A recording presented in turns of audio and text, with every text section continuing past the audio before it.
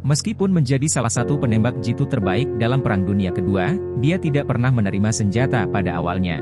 Vasili hanya diberi 5 peluru dan disuruh maju berperang. Karena kekurang perlengkapan perang, setiap 2 prajurit hanya diberikan 1 senjata. Setelah pemegang senjata mati maka orang sebelahnya baru dapat mengambil senjatanya. Segera peluit tanda dibunyikan. Menghadapi pasukan Nazi yang dilengkapi dengan senjata yang lebih modern, semua prajurit berlari dengan nekat ke medan perang. Saat ini, banyak sekali tentara Soviet yang telah mati, sementara Vasili mencoba mengambil senjata saat ditembak dengan senapan mesin. Sial baginya, prajurit lain lebih cepat. Pada saat Vasili dapat bereaksi, sebagian besar rekannya sudah meninggal. Kemenangan Nazi sudah terduga. Ada kehancuran dan reruntuhan yang tersisa setelah pertempuran. Segera tank Jerman mulai membersihkan medan perang. Tentara Jerman menembaki tubuh tentara-tentara merah untuk memastikan bahwa mereka benar telah mati, tetapi mereka tidak sangka bahwa masih ada yang hidup. Dia adalah komisaris politik tentara Soviet. Ketika dia melihat letnan fasis di depannya, dia segera mengambil senjata untuk membunuhnya. Dia menarik pelatuknya, tapi pistolnya kosong, tidak ada peluru. Pada saat ini, Vasily, yang berpura-pura mati, dengan cepat merangkak ke arah komisaris. Dia masih memiliki 5 peluru bersamanya. Segera setelah pistol diisi peluru, dia menyerahkannya kepada komisaris. Pada saat yang sama mengingatkannya untuk tidak menembak sembarangan, mengandalkan suara ledakan di sekitarnya untuk menyembunyikan suara tembakannya secara efektif. Butuh beberapa saat bagi komisaris untuk menyadari bahwa pemuda ini sepertinya tahu apa yang dia lakukan. Komisaris segera memberikan senjata kepadanya. Vasili menunggu suara ledakan perang setiap ia menembak. Letnan musuh. Sasaran pertamanya dan berlanjut hingga 4 tentara lainnya. Nazi terakhir melihat ada yang tidak beres, ia menarik celananya, dan lari. Tapi Vasili tidak memberinya kesempatan itu dan membunuhnya. Pertempuran pertama penembak jitu legendaris Vasili dalam sejarah umat manusia, pertempuran paling berdarah. Itu adalah pertempuran Stalingrad. Ada lebih dari 2 juta korban di tentara merah saja. Waktu bertahan hidup rata-rata seorang tentara Soviet kurang dari 10 menit.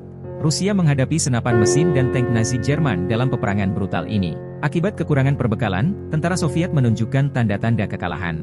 Soviet sangat membutuhkan seorang pahlawan untuk meningkatkan moral prajuritnya dan kebetulan Vasili adalah penembak jitu yang tangguh. Komisaris politik menerbitkan profil Vasili di majalah militer, menceritakan kisah-kisah yang luar biasa tentangnya. Dia tidak hanya tampil dengan baik, tetapi melebihi ekspektasi semua orang. Terus-menerus 10 hari kemudian, Vasili terus membunuh prajurit Nazi lebih banyak. Moral tentara Soviet sangat terdorong dengan keberhasilan Vasili.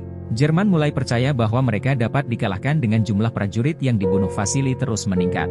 Berita penembak jitu Soviet menyebar dengan cepat ke Jerman, membuat mereka takut memasuki pertempuran di tempat terbuka. Terlepas dari upaya Nazi, prajurit Rusia berhasil menahan perkembangan para Nazi.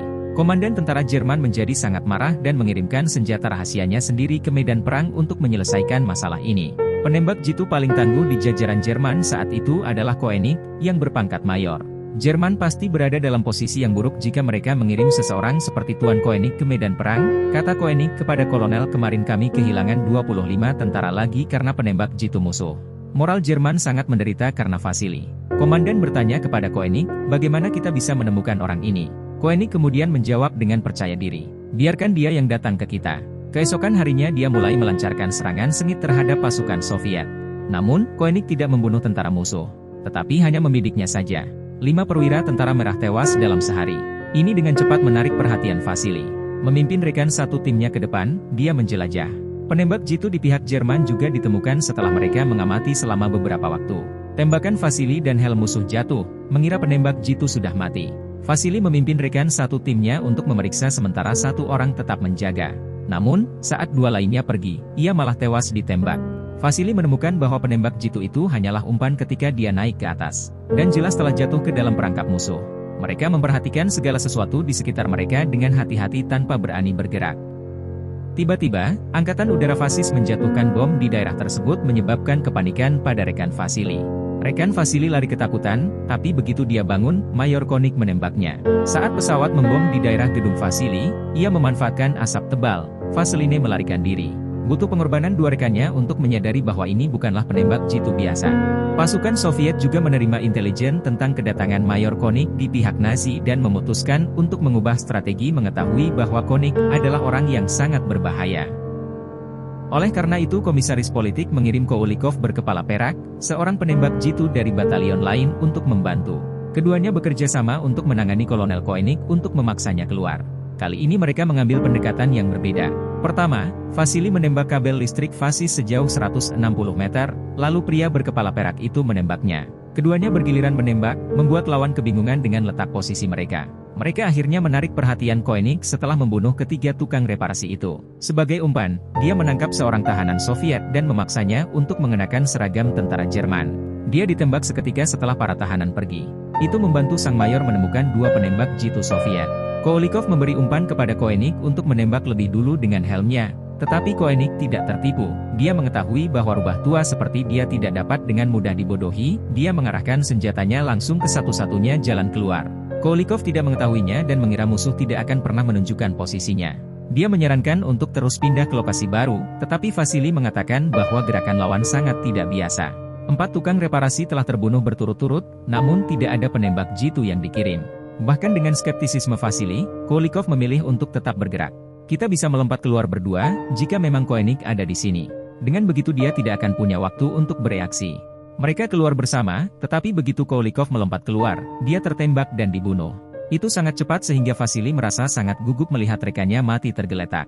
Vasily kebingungan dengan ketangguhan lawannya kali ini. Seperti menghadapi pemangsa profesional yang menunggu kesalahan kecil. Mengetahui bahwa lawannya lebih tangguh daripada dirinya sendiri, Vasily pergi ke komisaris politik dengan tawaran untuk menyerahkan pertarungan hidup dan mati ini. Namun, komisaris mencoba meyakinkan Vasily bahwa ini bukan hanya masalah antar mereka berdua, tetapi kehormatan kedua negara dipertaruhkan dalam pertarungan ini. Komisaris memberitahunya bahwa dia telah berhasil menyusup ke barisan musuh dengan mata-mata. Dengan demikian, tindakan apapun yang dilakukan Koenig besar kepada tentara Soviet akan diketahui. Keesokan harinya, seorang anak laki-laki terlihat menjadi mata-mata untuk Soviet. Terungkap bahwa sepatu Koenig memiliki kotoran kuning, yang hanya ditemukan di reruntuhan pabrik. Vasily menyadari bahwa ini adalah informasi yang sangat berharga, dan menunjukkan bahwa Koenig melewati setiap hari di lokasi konstruksi. Begitu sampai di lokasi, mereka segera bersembunyi di antara mayat dan menunggunya. Namun, sepanjang malam telah berlalu dan dia masih menunggu karena dia harus berkonsentrasi untuk waktu yang lama. Vasily sempat tertidur. Selain melewatkan kesempatan untuk membunuh Koenig, dia juga secara tidak sengaja mengungkapkan posisinya. Mengambil posisi, sang mayor mengarahkan senjatanya ke Vasily tepat saat dia akan menembak. Tiba-tiba, seorang tentara Jerman menghalangi pandangannya dengan mudah dan membalikkan tubuhnya untuk mengambil dompetnya. Koenig menjadi marah dan melepaskan tembakan peringatan ke arahnya. Setelah melihat ke belakang, dia hanya melihat tumpukan mayat di tanah dari dompet tempat sang mayor menemukan identitasnya. Mengingat hal ini, komandan Jerman menyimpulkan bahwa Vasily mungkin sudah mati, tetapi Koenig tidak sependapat. Vasily mungkin adalah penembak jitu yang dikirim untuk membunuhnya, dan jika dia ada di sana untuk menyergapnya, pasti ada mata-mata di antara barisan mereka. Sebagai hasil dari penyelidikan, sang mayor dapat dengan cepat mengidentifikasi mata-mata tersebut, tetapi dia tidak langsung membunuhnya. Untuk menyampaikan rencananya kepada bocah itu, dia sengaja memberitahu anak itu rencananya. Ia langsung mempercayainya. Ia bergegas kembali untuk memberitahu Vasily. Setiba keesokan harinya untuk menyergap Koenig, tetapi setelah melihat sekeliling, dia menemukan bahwa anak laki-laki itu telah digantung. Ini adalah peristiwa tragis. Ternyata, Koenig sengaja menyiapkan Vasily untuk perselisihan 1 lawan 1 hari ini. Sangat menyakitkan bagi komisaris politik melihat bocah itu digantung, karena dia telah menjadikan bocah itu menjadi mata-mata di barisan musuh. Untuk menebus kesalahannya dan menciptakan peluang bagi Vasily, komisaris politik menawarkan untuk mengorbankan dirinya sendiri. Komisaris memohon kepada Vasily untuk tidak membiarkannya mati sia-sia. Begitu dia mengatakan itu, dia segera menjulurkan kepalanya, meskipun upaya Vasily untuk menghentikannya. Seorang mayor tidak yakin apakah orang yang dia tembak kali ini adalah Vasily atau bukan, karena posisi kedua belah pihak terungkap. Karena itu, ia terus bersembunyi dan mengamati lingkungan sekitarnya. Setelah menunggu lama dia tidak melihat gerakan apapun. Koenig dengan hati-hati melangkah keluar untuk memeriksa mayatnya, tetapi dia belum pergi jauh ketika dia berhenti. Terlihat Vasily telah membidik langsung ke arahnya tanpa diduga. Pada akhirnya, mayor yang tangguh dalam pertempuran yang telah bertempur dalam ratusan pertempuran dikalahkan oleh seorang prajurit pemula.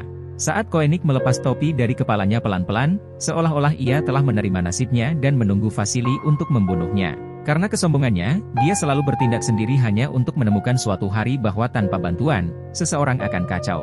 Dalam film tersebut, persatuan dan tekad membuahkan kemenangan. Perang bukanlah permainan bagi mereka yang ingin menjadi pahlawan. Film berakhir di sini. Selamat tinggal dan sampai jumpa di video selanjutnya.